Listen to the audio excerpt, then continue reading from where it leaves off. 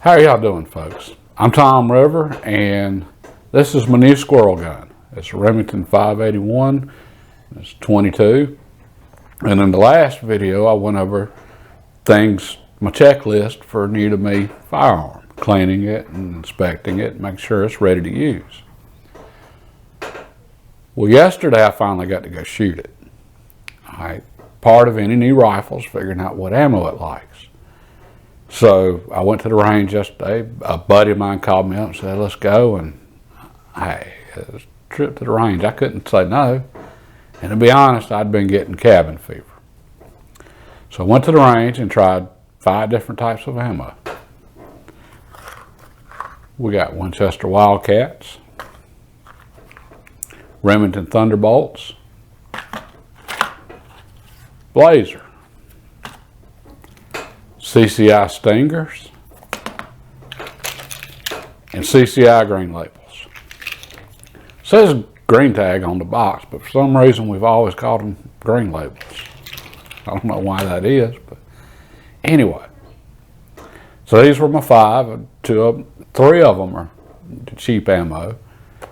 But this is a hunting rifle, so I wanted to try them too. It's no use in shooting expensive ammo if you don't have to. So out of these 5, which one do you think shot best? Go ahead and take a guess at it. All right, well, let's look at the results for each. First up's the Winchester Wildcats.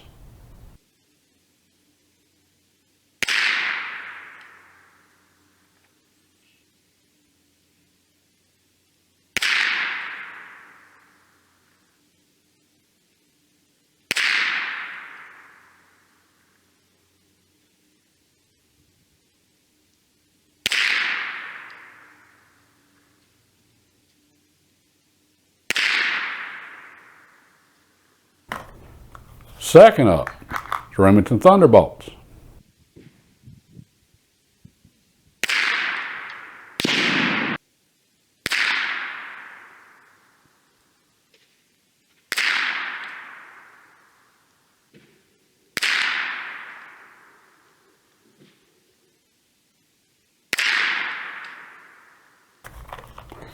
Third, Blazer.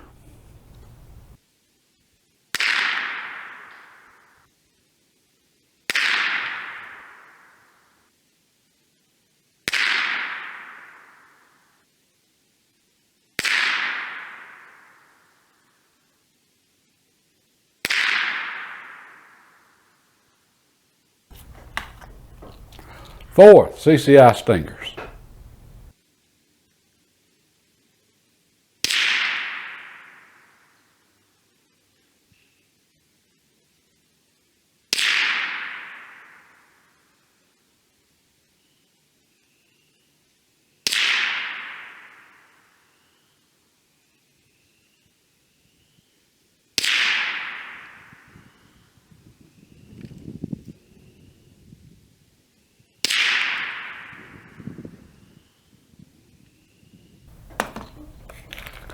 And fifth, the CCI green labels.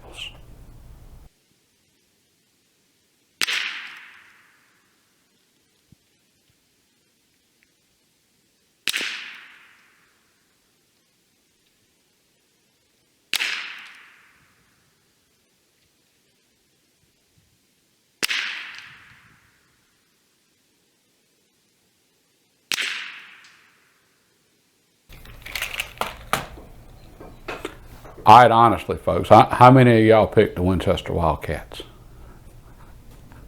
Hey, I wouldn't have guessed it either, but okay, so I've got a bullet for this gun, and I can go squirrel hunting. But here's the thing. I've been shooting a long time, and I know when I'm shooting well and when I'm not, and yesterday I was not shooting well. I guarantee you I could go reshoot that same test with the same 5 ammo, same gun, same everything, and I would get different results. And that's part of what I want to talk about today.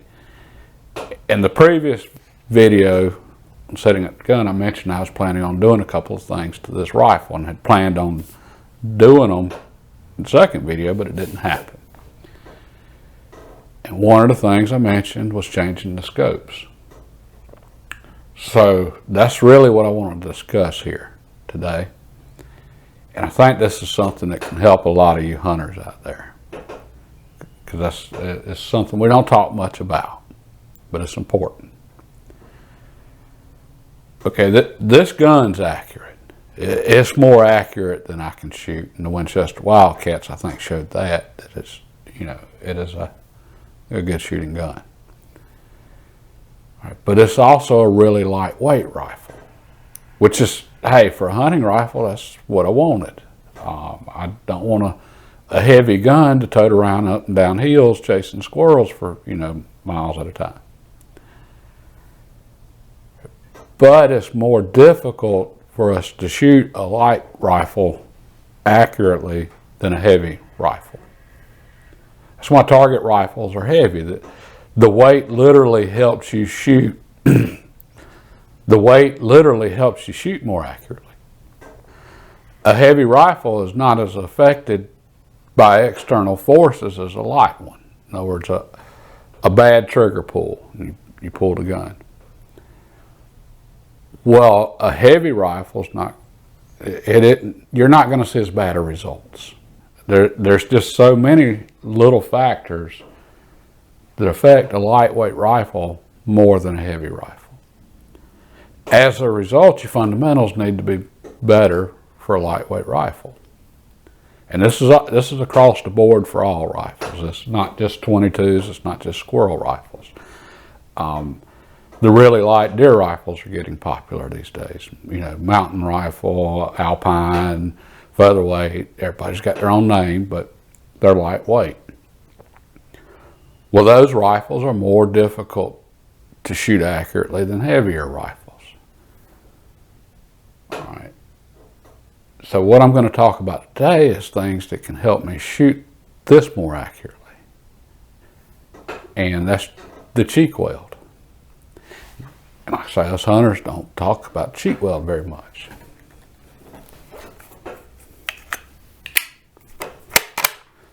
All right, for this rifle here, so I'm guessing y'all can see, these are some really high rings on this gun.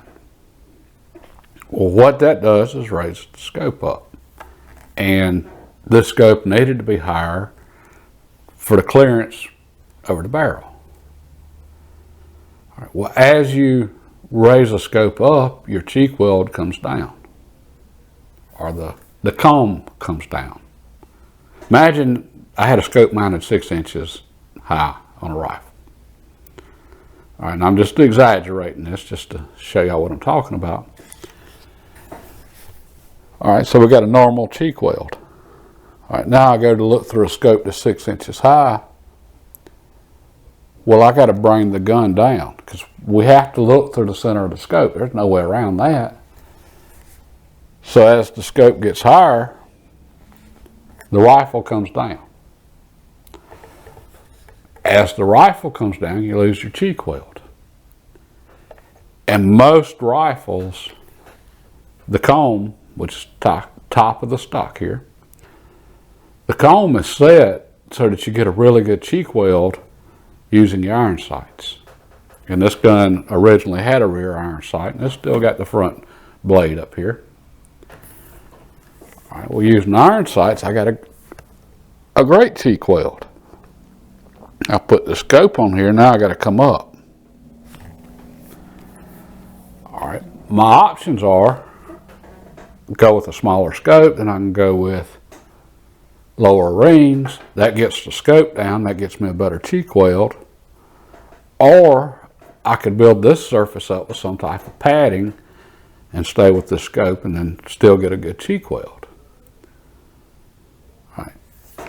And this being a light rifle, I need to do everything I can to help me shoot this as accurately as I can.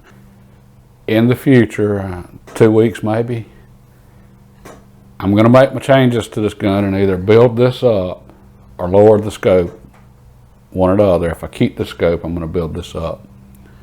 I hadn't decided which now. The scope's starting to grow on me.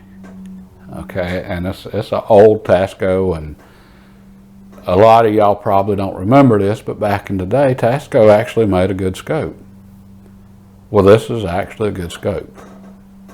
And still a little much for this gun, but anyway, it's starting to grow on me. But either way, I'm going to do something, and then I'm going to reshoot this ammo trial. I'm going to go back after I make the changes. I'm going to reshoot it just to show y'all the difference having a good cheek weld makes. And folks, if y'all enjoyed this, if it helped out in any way, please hit the thumbs up, give me a like. It really helps out the channel. And, you know, if you like what you saw and it's helpful, pass it on. If you want to see the next video and how all this plays out, then hit the subscribe button. And if you want notifications, hit the little bell right beside it. And the subscribe button's right here. Folks, God bless, and y'all have a good day.